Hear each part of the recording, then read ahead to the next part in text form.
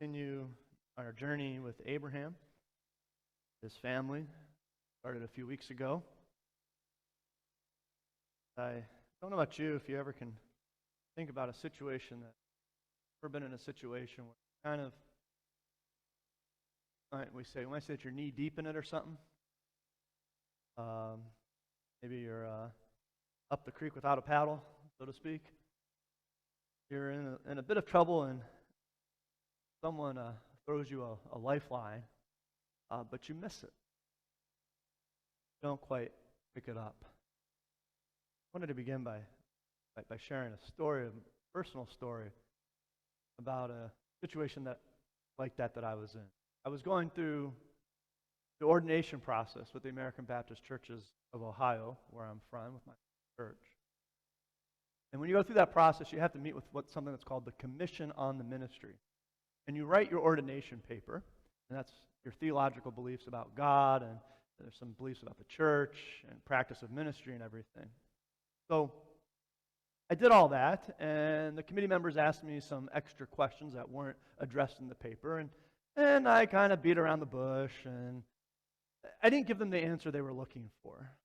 And so therefore, they said to me, young man, they said, we want you to go back and write a paper, or write a few lines, or think about the relationship to biblical authority and social issues.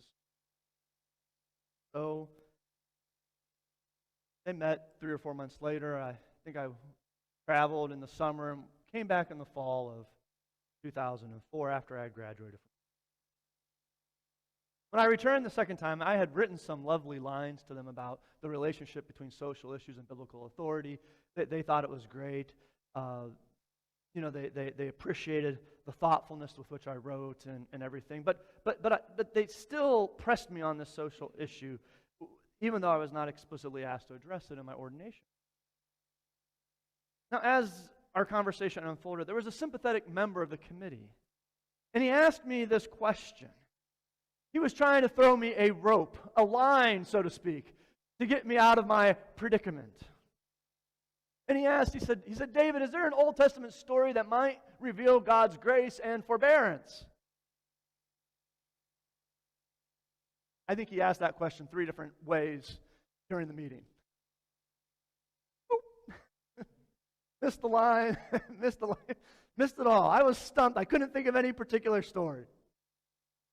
On the way home, my pastor mentor pointed out that the man was giving me an off-ramp. He was trying to set me up with a biblical text that emphasized God's forbearance over the other committee members' concerns about doctrinal purity. And thankfully, even though I missed the man's invitation, and even though I missed the theological critique offered in the passage he was speaking about, which was Genesis 18, verse 16 to 33, which is our scripture text for this.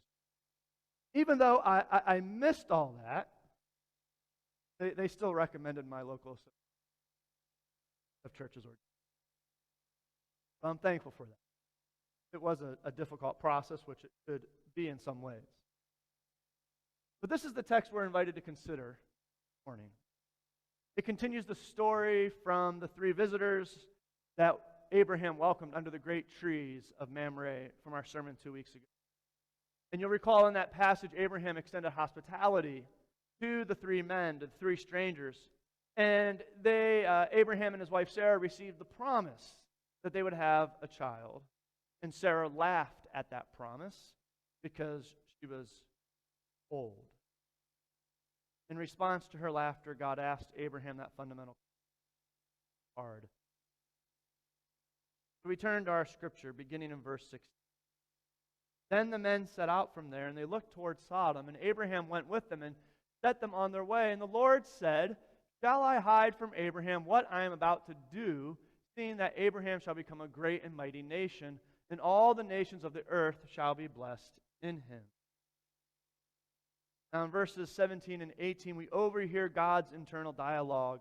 Should I or shouldn't I hide from Abraham what is about to happen? God gives the answer first. The says, No, I have chosen him. I have known him, is the word, that he may charge his children and his household after him, keep the way of the Lord by doing righteousness. so that the Lord may bring about for Abraham what he promised.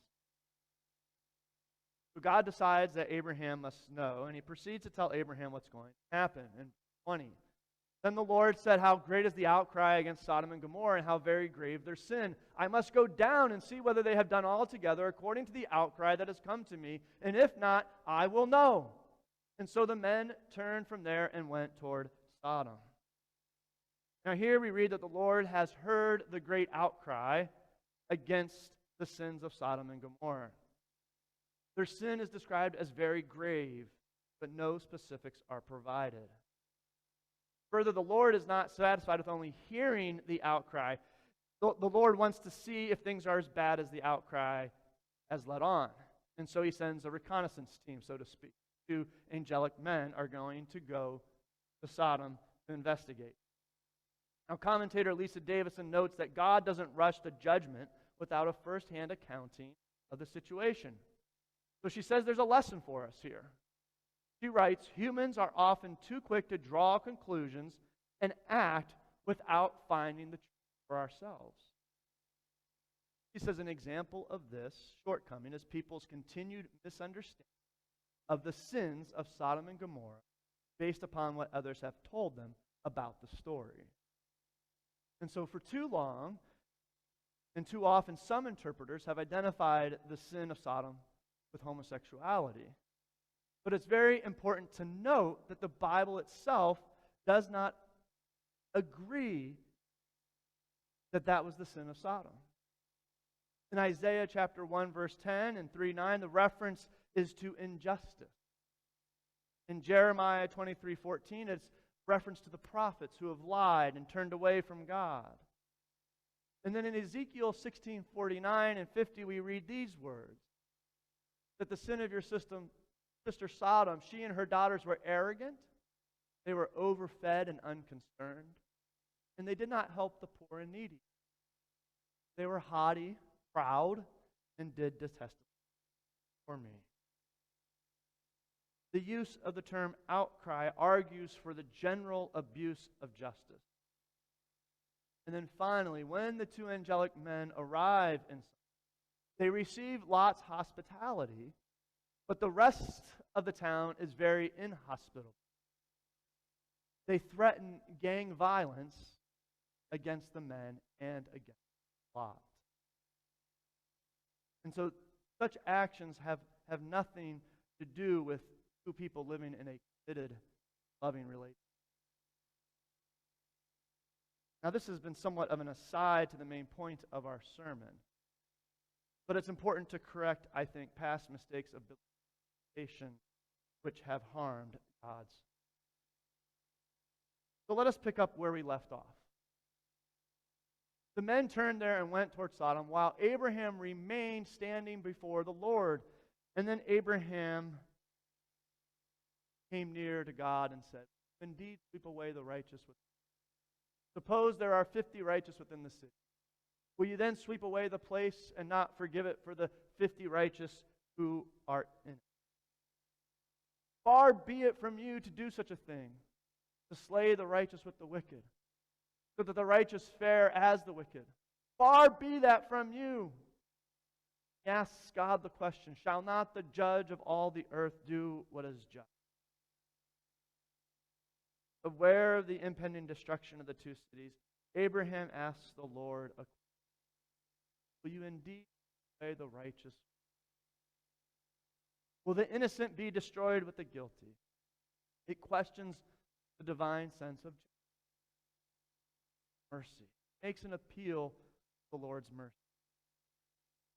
Far be it from you. Far be that from you. Abraham is saying in that cry that for such a thing to happen would be unworthy of the holiness. It would be unworthy of God's own character and reputation. And so Abraham's argument is not based on what is morally attractive, but in fact it's based on the character of God's holiness. And note that it's not just an appeal for the innocent, right? It's not just that Abraham is appealing for the innocent to be protected, but rather it's that the innocent would serve as a catalyst for God's mercy. That the entire city would be saved on the account of what? 50 righteous people. Would you not forgive it for the 50 righteous who are in it? So the Lord replies, if I find at Sodom 50 righteous in the city, I will forgive the whole place for their sin. Abraham answered, let me take it upon myself to speak to my Lord. I am who I am, but dust and ashes. Suppose 5 of the 50 righteous are lacking. Will you destroy the whole city for lack of 5? And the Lord said, I will not destroy it if I find 45 righteous there. Again, Abraham spoke to him, suppose 40 are found there. And he answered, for the sake of 40, I will not do it. And then he said, oh Lord, do not let me, my Lord, be angry if I speak. Suppose only 30 are found. And he answered, I will not do it if I find 30 there. And he said, let me take it upon myself to speak to the Lord. Suppose 20 are found there, only 20. And he said, for the sake of 20, I will not destroy it. And then he said, oh, do not let my Lord be angry if I speak just once more. Suppose only 10 are found there. And he answered, for the sake of 10, I will not destroy it.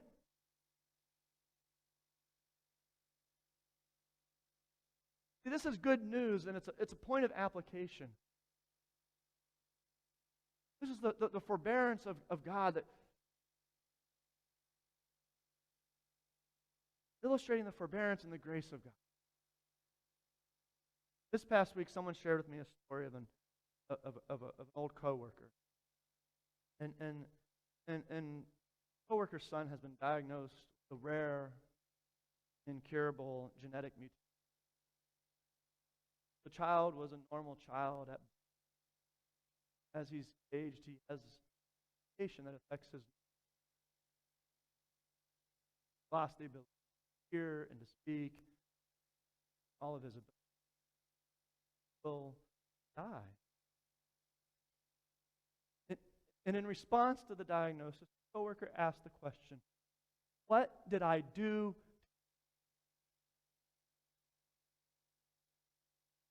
Answer, Genesis 8 is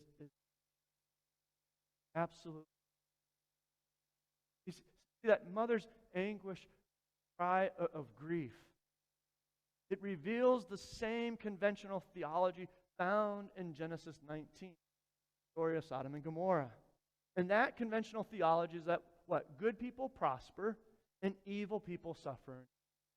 It's found throughout the wisdom literature of the ancient world, and it's found in desire for revenge and contempt. It's a retributive theology. It permits a scare tactic, so to speak. It's a scare theology of moralism. But that is remote from the gospel of. So many people live in fear of God, which is rooted in that type of moralism. They think that God has no other agenda than to keep the conventional theology of indictment. Such people need to hear the good news of Genesis 18, that God actively seeks a way out of death for the sake of 10, will not. And so the first application point to consider, do we live by the affirmation of Genesis, the new affirmation in the book of Genesis, or do we live by the old tradition, a theology of grace, retribution?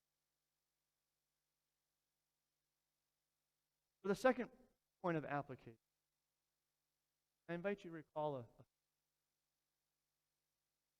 perhaps a college professor. Maybe it's a favorite pastor. Maybe it's a friend, family member. Maybe it's someone like that sympathetic member on the hot me from. I ask you to consider this question of a teacher because there's a debate among scholars of who is the teacher in Genesis. Is Abraham teaching God, or is God teaching Abraham? Old Testament scholar Walter Brueggemann argues that Abraham is God's teacher in this passage. His bargaining and his talking to God. But others, including a Jewish rabbi I came across in preparing for the sermon, argues that God is teaching Abraham.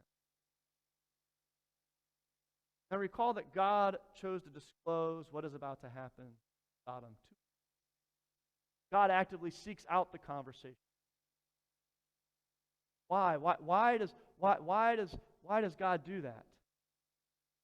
Well, the answer was in the text. If we go back to verse 19, God says, "No, I will not hide this from Abraham, because I have chosen him that he may charge his children and his household after him to keep the way of the Lord by doing righteousness and justice, so that the Lord may bring about for Abraham what he has promised him."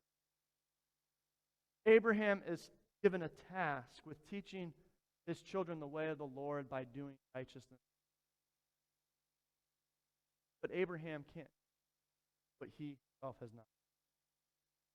So Abraham needs to learn how to stand up for justice and how to plead for mercy. And so God places him in a situation where we cannot teach or give away that which we do not have or embody. So before Abraham can father a people who will stand up for what is right and just, Abraham will have to do so. So God invites Abraham into the dialogue, and he waits for Abraham to enter. And he says, "Argue with me. Stand up, persuade me." Or in the words of the prophet Isaiah, "Come now, let us reason together." So in the first half of Genesis 18, it's announced that Abraham and Sarah will have a child soon. And the second half invites us to realize that blessing comes. A rabbi writes, "Our covenant with God is not just about having children. It's about the kind of children we have." Abraham is promised a son, but he must raise him with a passion for what is good and for what is right. Abraham learns and he exhibits a concern for justice for people as an even. So a second point of application. What persons, groups are we ready to take risks for to ensure they receive?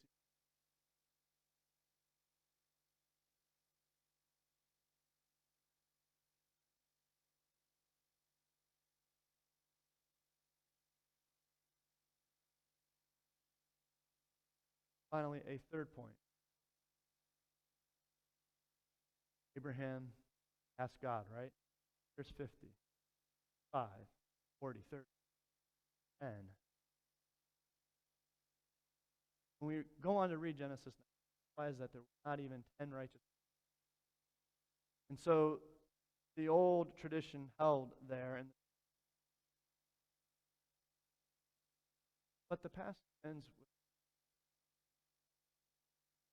and there we read, when God destroyed the cities that were southeast of the Dead Sea, he remembered Abraham, brought Lot out of the captivity, that overthrew the cities where Lot. And so some folks get caught up in the numbers of, there wasn't enough right. But the point has been made. Bargaining down. And verse, God remembered Abraham, brought Lot his out. How many is enough to save? One. Abraham's righteousness was enough. Or in the words of the Apostle Paul to Romans, gift is not like the trespass. For if the many die by the trespasses of one man, how much more did God's grace and the gift that came by the grace of the one man, Jesus Christ, overflow to the many?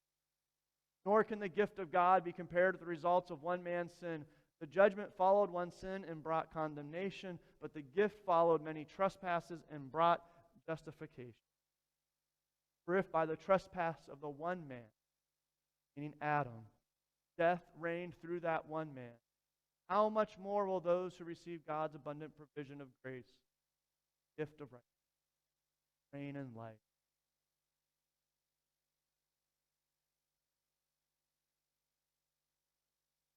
So do we live and extend God's forbearance found? Live and God's forbearance.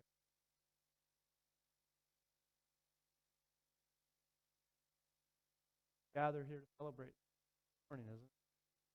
Worship to give thanks for God's love and mercy. Celebrate the Lord. Calls the event where God took all pain and all the suffering, all anger, and took it upon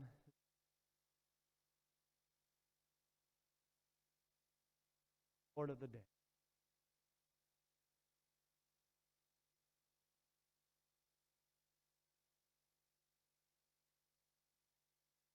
Celebrate God's forbearance.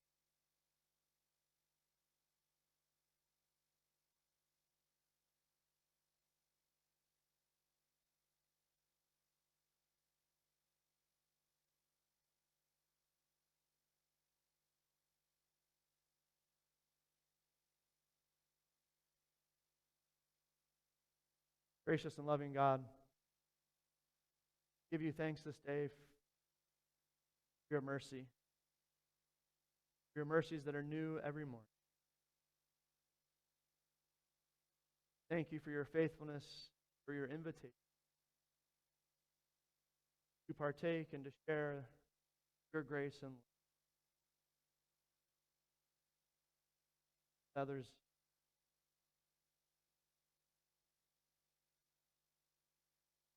Our hymn of response this